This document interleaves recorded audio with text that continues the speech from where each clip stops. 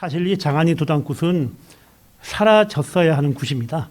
그래서 문화원에서는 이거를 기록화한 다음에 과거의 모습이라도 남겨줄 생각을 했는데요. 갑자기 화성시 쪽에서 이 장안이 도당굿을 살려보자 하는 제안이 있어가지고서 이게 좀 시작이 되었어요. 아시는 것처럼 지금 호남이나 영남 지역은 마을 사람들 숫자가 줄지 않습니까? 그 바람에 마을상이 사라지는데요.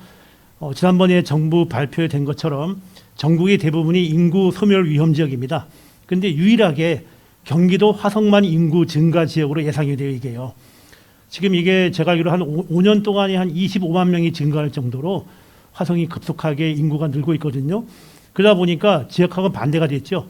인구가 증가하는 것이 도리어 마을 신앙을 사라지게 하는 참 희한한 일이 벌어진 데가 바로 이 수원임 여기 화성입니다. 진답부터 이 화성은요 굉장히 무속 전통이 오래된 곳입니다. 20세기 초반에 나온 조선 무속의 연구에도 이 화성 오산 지역의 무가가 실려 있고요.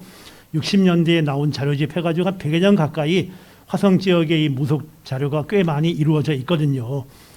그러다 보니까 특히 장안이 도당굿은요 지금도 주민들이 하려는 의지가 있고요. 흔치 않게 당주 무당이라고 해서 마을굿을 맡은 무당이 지금도 살아남아 있습니다. 그리고 이제 시에서도 뭔가 관심을 가지고 있으니까 좀 이게 지속되면 좋을 것 같은 생각이 드는데 문제는 이게 지금 끝자락이라는 데 문제가 좀 있습니다. 앞에 두 분 선생님께서 민요하고 농악에 대해 발표를 하셨거든요. 두 분이 공통적으로 하신 말씀 중에 민요와 농악이 전부 다 약간 삶의 터전에서 벗어나고 있다는 그런 말씀 하셨거든요. 다행스럽게 아직까지 마을 신앙은 그래도 그나마 마을이라는 지역을 배경으로 하고 있습니다만은 말씀드린 것처럼 화성이 인구가 증가하면서부터 마을 문화가 굉장히 빨리 사라집니다. 지금은 뭐 마을이라고 할 정도로 없을 정도로 지역색, 대개 뭐 봉담, 남양, 발안 이런 좀 지역적인 면은 남아있지만은 마을은 거의 남아있지 않거든요. 그래서 도대체 이거를 장안이 도당굿을 살리는 것이 무슨 의미가 있는가 하는 생각이 좀 솔직히 들어요. 그래서 제 개인적인 생각으로는 그냥 사라지게 하지 뭐 굳이 민요나 농악의 길을 밟아야 할까 하는 생각을 하기도 해요. 이경 선생님께서 그렇게 강조하시는 민요 생업터전을 벗어난 민요 소중하지요. 그래서 전 고민이 많습니다만 그래도 한번 살려볼 필요는 있다면 어떻게 하면 좋을까 하는 것이 아마 이 글의 핵심 내용 같습니다. 이 화성문화원이 참 특이한 곳입니다. 이게 한두 분이 의지가 있으면 얼마나 이게 민속이나 무형유산에 대해 관심이 깊어지는가 알 수 있거든요. 여기는 일찍이 2018년에 화성시 마을신앙 디지털 사전을 냅니다. 오늘 세미나를 열심히 준비한 김명수 선생이 중심이 되어 했거든요. 제가 알기로는 아마 시군에서 나온 마을상 자료 중에서는 이게 가장 충실한 게 아닌가 생각이 들어요. 그래서 이 자료집을 바탕으로 해가지고 먼저 화성 지역의 마을신앙 전승을 한번 살펴봤습니다. 물론 개중엔 제가 가본 것도 있지만서도요. 그 내용을 보게 되면은 126개가 조사가 됐는데요. 이 중에서 한 4분의 1인 32곳이 현재 전승이 되고 있습니다. 꽤 많은 숫자인데 아마 2, 3년 동안의 시간이 갔으니까요. 지금 조사를 하게 되면 더 많이 사라졌을 거라 생각이 듭니다. 이 마을 사람들이 모시는 신앙을 보게 되면은 제일 많은 게 산신이에요. 그 다음에 도당, 선왕, 그리고 흔치 않게 용왕, 용신을 많이 모시는데 이건 아마 특이하게도 정제라고 해서 우물제를 조사를 많이 한 탓이라고 생각이 듭니다. 지금은 이 중에서 이제 정제가 많이, 우물제가 많이 사라져가지고서 산신, 도당, 선왕 이 세 곳이 아마 가장 중요한 신령으로 보이는데요. 이 세 가지를 보더라도 역시 화성 지역은 산신, 도당, 선왕이라는 한국 마을 신앙의 흐름에서 크게 벗어난 곳은 아니다 하고 생각할 수가 있습니다. 이 중에서 거의 뭐 113곳이 전부 다 유교식 지역입니다. 이거는 역시 한국 마을 신앙의 일반적인 흐름하고 통하는 것을 볼 수 있죠. 무당굿이 13개가 있었고요. 풍물이 2개가 있다고 하는데 호남하고 달리 이 지역의 마을 신앙은 풍물과 결합은 그렇게 두드러지지가 않습니다. 책을 보더라도 뭐 농악패가 농악놀이를 했다더라 하는 정도의 기록만 있지 이 사람들이 마을굿에 참여했는가는 조금 의문이 되기도 합니다. 의례 시기를 보게 되면은 역시 경기도 북부하고 흡사하게 10월이 제일 많습니다. 파주, 문산 쪽, 고양 쪽은 거의 뭐 80% 이상의 10월에 집중되거든요. 그리고 정월의 숫자가 많은 것은 역시 바닷가라는 영향을 받은 것으로 보입니다. 결국 이렇게 보게 되면은 화성은 130여 곳에 있던 마을 신앙이 지금은 한 29 정도 남은 것으로 추정된다. 그리고 산신도당 선왕을 주로 모시며 유교식 제의가 중심이 되면서 몇몇 마을에 무당꽃이 있던 지역, 그리고 정월과 10월에 주로 제의가 집중되었던 지역이라고 간단하게 정리를 할 수 있을 것 같습니다. 82쪽과 83쪽을 보시게 되면 현재 그 당시에 남아있던 제가 마을 시당을 쭉 갖다가 정리를 해놓았는데요. 이 중에서 보게 되면 1번 신혜리 1번과 2번은 아까 이 교수님 말씀하신 바로고 고잔 민요관 이런 바로 그 마을이 될 것 같고요. 한 32개가 있다고 하는데 이 중에서 제가 알기로 몇 개는 현재 사라지고 없습니다. 아마 실상을 조사하게 되면은 이보다 숫자가 훨씬 줄 거라고 생각이 듭니다. 이 중에서요, 무당꽃이 특이하게 지금 대표적으로 3곳이 남아 있습니다. 그 얘기를 84페이지에 제가 정리를 해놓았거든요. 보시게 되면은 서신면 궁평인리 고잔마을 선앙제 풍어꽃. 요거는 또 지금 이 사람들은 이걸 갖다가 또 궁평한 풍어제라고 명칭을 좀 바꿨습니다. 이 사람들이 이걸 갖다가는요.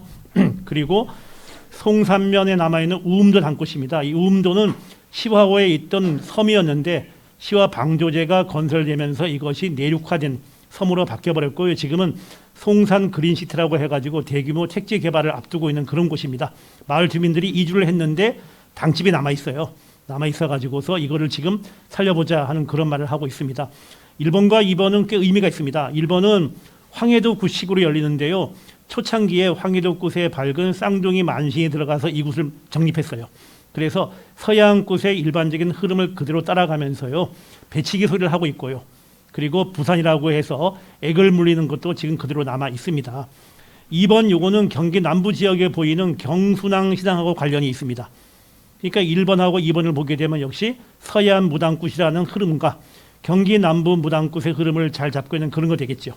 3번이 제가 오늘 말씀드리는 장안이 도당꽃인데 이거는 장안이는 역시 논농사가 중심이 되고 있는 농업에 가까운 그런 마을입니다. 그래서 도대체 이 장안이 도당꽃이 어떤 모습을 가지고 있는가를 제가 쭉 적어 놓았는데요.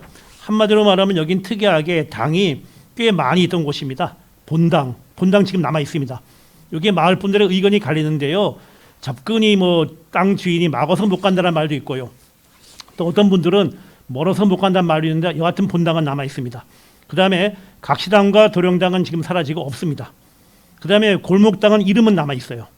그 다음에 중매기당이 제일 먼저 없어졌고요.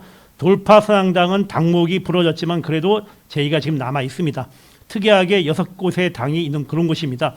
이 중에선 재미있는 것이요. 각시당과 도령당의 이름은 사라졌는데 화주청이라는 건물이 있어요. 이게 아마 도당꽃을 올리는 재물을 준비하던 곳인데 이게 칸막이로 구획이 되어 있거든요. 근데 여기에 지금 무당이 잠깐 자리를 비운 사이에 강신무당들이 와서 이 장안이 도당꽃을 맡은 적이 있었는데요. 이분들이 화주청을 자기 개인 신당으로 꾸몄어요. 그래서 가서 보게 되면은 거기에 개인 신당에 필요한 강신무들의 무신도가 많이 걸려 있어요. 그분들이 떠난 다음에 마땅히 무신도를 없애야 하는데 마을 분들이 두려운 거예요. 이거를 떼내기도 못하고 해서 기회가 되면은 제가 가서 한번 떼가지고 가져올까 하는 생각을 할 정도인데, 그리고 이 제의가 주로 음력 2월에 하다 보면 춥거든요. 추워서 화주청에서 합니다. 하다 보니까 마을 분들이 어느 순간부터 화주청 한 칸을 도령당, 한 칸을 각시당으로 부르기도 하지만 그거는 사실이 아니고요. 또 기존에 주어진 것을 보게 되면은 군웅당이 있었단 말이 있는데 군웅당은 없습니다. 그래서 이 중에서 현재 본당은 남아있지만 접근이 어렵고, 그 다음에 각시당과 도령당은 묘한 곳으로 이름은 남아있지만 공간이 바뀌었고요. 골목당은 이름만 남아있고, 그 다음에 돌파사당당은 지금도 제의를 올리는 그런 곳입니다. 여기를 조사를 해보게 되면 경기 남부 도당꽃의 흐름이 그대로 보입니다. 그게 87페이지에 적어 놓았는데요. 국거리 흐름을 보게 되면은 이게 경기 남부 도당꽃도 화성 지역이 그런데요. 강신무와 세습무가 하는 곳이 서로 다르거든요. 화성 지역은 세습무, 화랭이라고 불리는 세습무가 있는 곳이면서도 강신무가 굉장히 활발한 곳입니다. 그래서 이 국거리를 보게 되면 이거는 강신무가 주재하는 도당꽃으로 보입니다. 이분이 제보를 하면서 약간 한두 군데가 엇갈리기는 하지만은 거기 나오는 국거리를 보게 되면 강신무가 하는 경기 남부의 도당꽃은 분명해 보입니다. 특히 거기 10번의 산대감꽃 같은 경우는 경기 동부하고 남부 도당꽃에 가끔씩 발견되는 그런 굿입니다. 어떤 마을은 이거를 당대감꽃이라고도 부르거든요. 그리고 이제 보게 되면 각시당꽃에 축원을 하고 또 도령당, 골목당, 중매기당, 서당당 전부 다 축원을 했다고 되어 있습니다. 근데 이것이 현재 와가지고는 대폭 감소가 됩니다.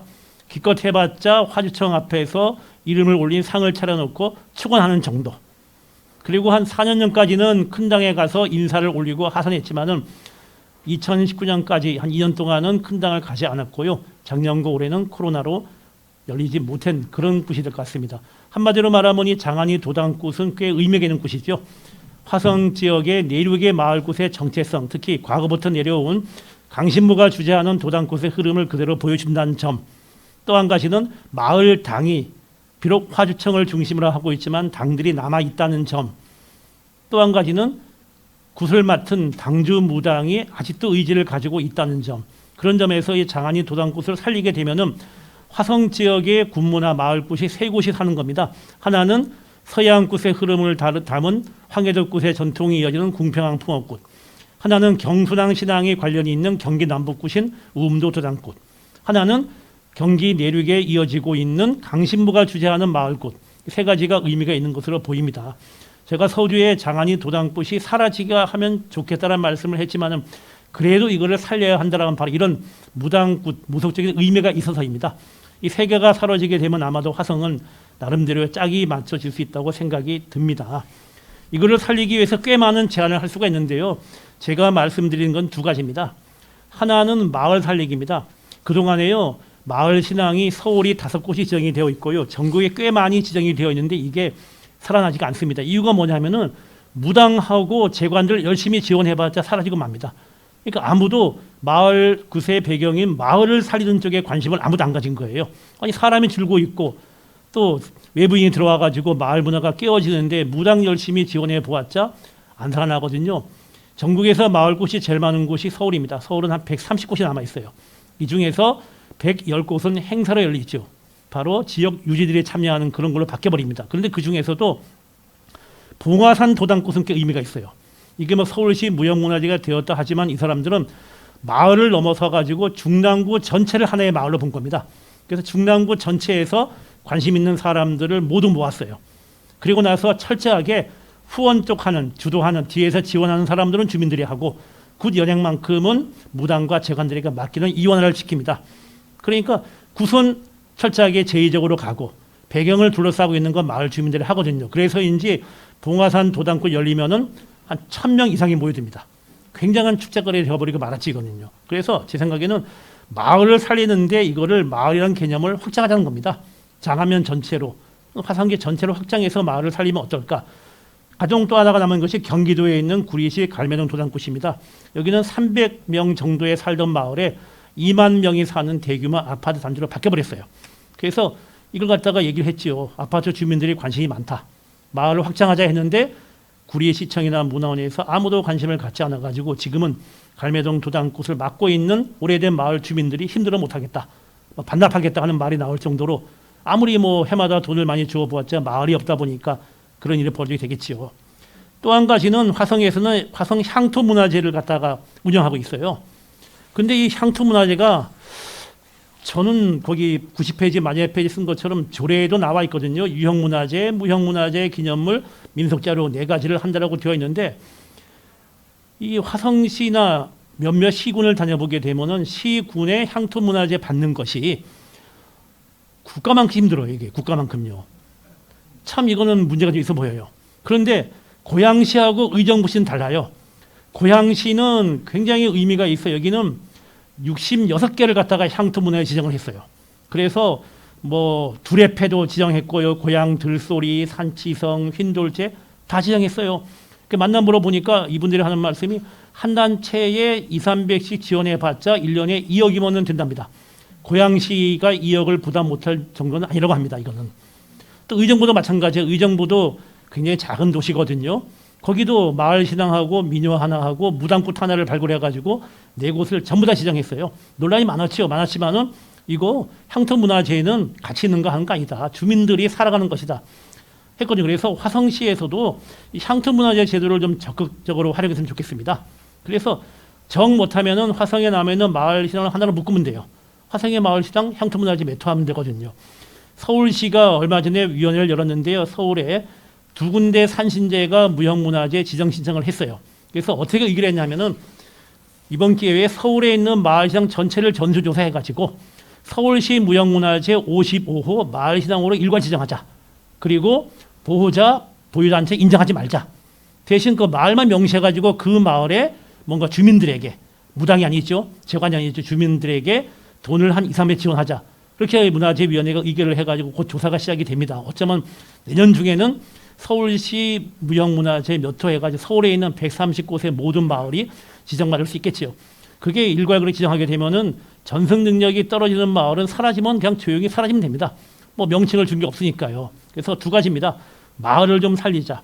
그 다음에 화성의 향토문화재의 지정폭을 좀 넓히자. 그러면 앞에는 아마 뭐 민요라든가 농화 같은 경우도 이게 좀 뭔가 명분을 가지는 거 아니겠습니까? 아까 양 교수님께서 인센티브 주자 했는데 이게 뭐 그런 예가 될지 모르겠지만서도 뭔가 좀 명분을 주게 되면은 이분들이 훨씬 더 힘을 낼 수 있지 않을까. 한마디로 말하면은 시나 문화원이나 재단에서 의지만 있으면 이게 충분히 가능하거든요. 이거요. 길 하나 내는데 몇십억 들지 않습니까? 골목 하나만 덜 내면 되거든요. 그래서 장안이 도당굿이 굳이 사라져도 되겠지만 살려야 한다면은 이런 방식을 통해서 살려보자. 그러면 나름대로 화성의 무당꽃 마을꽃이 짝이 맞겠다. 그런 말씀을 드리면서 제 발표를 마치겠습니다. 네, 고맙습니다. 실상 이 무형문화유산에 그 관심 있는 사람들 같은 경우에는 이 전승과 보존의 문제는 매우 중요합니다. 특히 이제 전통사에서 이 마을 신앙 같은 경우는 공동체의 삶과 직결되는 문제이기 때문에 매우 중요합니다. 특히 이 화성 지역에 있었던 이 무속 신앙 또는 마을 신앙에 대해서 가감 없이 이제 기술해 주시고 이에 대해서 대안을 해 주셨습니다. 저 역시 마찬가지로 전적으로 동의를 하고 실상 이 토론을 위한 토론이 되다 보니까 제가 뭐 혹시나 거기 그와 관련해서 좀 생각해 볼 문제에 대해서 좀 말씀드리겠습니다. 이 전통 주체와 관련된 부분은 뭐 제가 이렇게 그 토론문에 있듯이 딴지 걸기에 하나일 뿐 뭐 별다른 내용은 없습니다. 두 번째로 제가 말씀드렸던 것들은 우리가 그 무형문화의 그 지속과 또는 단절에 대해서 좀 고민해 볼 문제, 그리고 세 번째 문제는 창의성에 대한 부분입니다. 우리가 특히 이제 무형문화 창의성 같은 경우에는 좀 도외시하는 부분이 있는데 이 두 가지 부분에 대해서 좀 말씀드리겠습니다. 특히 그 지속과 단절을 얘기할 때 우리 보통 그렇게 합니다. 마을 신앙을 조사하거나 아니면 무형문화유산을 조사할 때 지금 하지 않는다. 그럼 우리는 단절이라고 얘기를 하죠. 근데 그걸 단절이라고 얘기할 수 있을까? 실상 뭐 일제강점기의 강압적인 상황 속에서 그 마을 신앙을 지속하지 못하는 부분이 있죠. 그러나 그 많은 사람들 속에 그 신앙심이 살아 있고 그것들이 외부적 강제에 의해서 하지 못한다고 그걸 단절이라고 볼 것인가? 어떻게 보면 지금의 화성 지역의 도당구 전승과 관련해서도 그런 부분에서 한번 좀 생각해 봐야 되지 않을까 하는 생각이 들고요. 두 번째 제가 말씀드렸던 창의성에 대한 부분입니다. 특히 장안리 도당구 관련해서 정말 그 현재적 상황을 선생님께서 되게 잘 기술하고 있습니다. 저는 이걸 보면서 우리가 보통 이제 지속이라든가 무형문화유산의 지속이라든가 이런 부분들 보면 잘 되는 부분, 긍정적인 부분을 통해서 우리가 지속성을 보고 있는데 실상 이게 그 현재 상황에서 왜곡이라든가 그 단절의 상황이라든가 이런 것들 현재 시점에서 좀 잘 기록해야 되지 않나. 그리고 이런 기록을 통해서 특히 이제 마을 사람들이 그것들을 어떻게 수용하고 있는가. 그런 부분에 대해서 좀 고민을 해야 되지 않을까 하는 생각이 들었습니다. 그래서 특히 이제 그런 부분에서의 어떤 창의성 또는 그 왜곡된 측면에서의 어떻게 다시 재수용하는지 이런 부분들에 대한 또 혹시 사례는 선생님께서 또 보신 게 없는지 좀 말씀해 주셨으면 하는 게 제 생각이고요. 어떻게 보면 자료가 많지 않았습니다. 이 자료가 많지 않았는데 이게 또 폼도 많이 드는 작업이고요. 그런 부분에서 선생님의 그 성실성을 뭐 저 역시 인정하지 않을 수 없을 것 같고 그 토론을 핑계로 선생님의 그 고견을 듣고자 합니다. 예, 이상입니다. 예. 예, 바로 답변 정해 듣도록 하겠습니다. 예, 참 의미 있는 말이 있는데요. 마지막에 뭐 토론을 위한 토론으로 딴지를 걸게 되었다는데 이거 틀린 말이죠. 딴지를 걸려면 제대로 걸어야지. 이건 뭐 대충 이렇게 뭐 좋은 걸 썼다. 뭐 성실 이게 뭐 성실합니까? 이걸 갖다 이렇게 노평자 이렇게 노평하면 안 돼 이렇게 하면요. 이건 참 최소한 강서모 선생님처럼 둘에 대해서 고개를 제시하든지 아니면 전재현 선생님처럼 분명하게 자기 인식을 말씀하는 게 맞는 것 같은데 아니면 윤종환 선생님에게 중요한 말을 해가지고서 저도 한번 딴지를 거는 게 이런 거다 해서 한번 보여준 것 뿐입니다. 두 가지가 꽤 중요합니다. 사실 저는 요즘에 한 98년 한 40년 다니면서 느낀 것 중 하나가 우리나라에서 1인 가구의 숫자가 40% 넘었었거든요. 근데 무형유산의 현실이나 민속학의 현실을 가게 되면 아직도 다인 가구를 전제로 한 일생의례를 가르쳐요. 또 요즘에 젊은 세대는 별로 관심이 없는 세시풍속을 열심히 가르치거든요. 그러면서 무엇보다도 민속에서의 일인에 초점을 맞출 필요가 있다는 생각을 좀 되게 많이 합니다. 그래서 이런 사람들에게 희미하게나마 기억이 있다면 전승된 것이라고 저도 봐야 하는 생각이 듭니다. 그래서 앞으로는 이게 좀 한 사람 한 사람의 기억을 모으는 작업도 뭔가 필요하겠다 하는 생각을 해가지고 최근에 꽤 붐이 일고 있는 구술사 연구도 좀 필요하겠다는 생각을 해보게 됩니다. 맞습니다. 우리가 사실 마을시장 가서 보게 되면은 있냐 없냐 물어서 없다라고 말하면 그냥 단절로 온 경우 되게 많거든요. 이건 좀 개선돼야 할 여지가 있다고 생각이 듭니다. 그다음에 민속에서의 창의성 문제인데요. 이게 두 가지가 중첩돼요. 대표적인 예가 궁평한 풍어굿입니다. 이거는 제대로 잘 만든 굿이에요. 근데 화성시나 이런 데서 경기도에서는 이거를 10년 전에 만들었다 해가지고 역사성이 없는 굿이라 얘기를 하는데 사실 따져보게 되면 그거는 서양 문화를 바탕으로 해가지고 새롭게 만든 건 분명하지만은 가시적인 연도는 작지만은 전통성을 따지면 꽤 의미가 있어 보이거든요. 그러니까 결국 현장에 있는 사람들 이분들의 생각은 벌써 우리보다 앞서가는데 기존의 제도권은 이거를 따라가지 못하는 모습이 되게 많이 보여요. 아까 제가 화성의 향토문화재 제도 얘기를 했는데 화성에 무형문화재위원회가 구성이 되어 있고요. 저도 그 중에 한 사람이거든요. 그래서 제가 누차례 얘기를 해요. 꽤 많은 것들을 한꺼번에 지정을 좀 하자라고 말하는데 그게 쉽지 않은 것 중에 하나가 여기 참 말씀드리기 어려운 건데 지역이라는 데 굉장히 의미가 있어요. 그러니까 뭐라 하면 이것이 굉장히 많은 단체들이 활동을 하고 있고 또 이 굉장히 많은 단체와 연계된 유력 인사들이 많거든요. 이분들이 이런 무형문화재 제도, 향토문화재 제도라는 틀에 들어오게 되면은 굉장히 이상한 일을 벌이는 경우가 있을 수 있다고 합니다. 그래서 고민이 많은데 윤도환 선생님 말씀을 들어보게 되면은 사람들에 대한 기억을 모아서 무형유산의 범위를 넓혀보자는 것. 그다음에 현장에서 있는 분들의 창의성을 그대로 해가지고 뭔가 새롭게 나갔다 하면 그걸 우리가 기꺼이 수용하는 그런 제도적인 면도 만들어보자. 이런 식으로 답변을 마치겠습니다.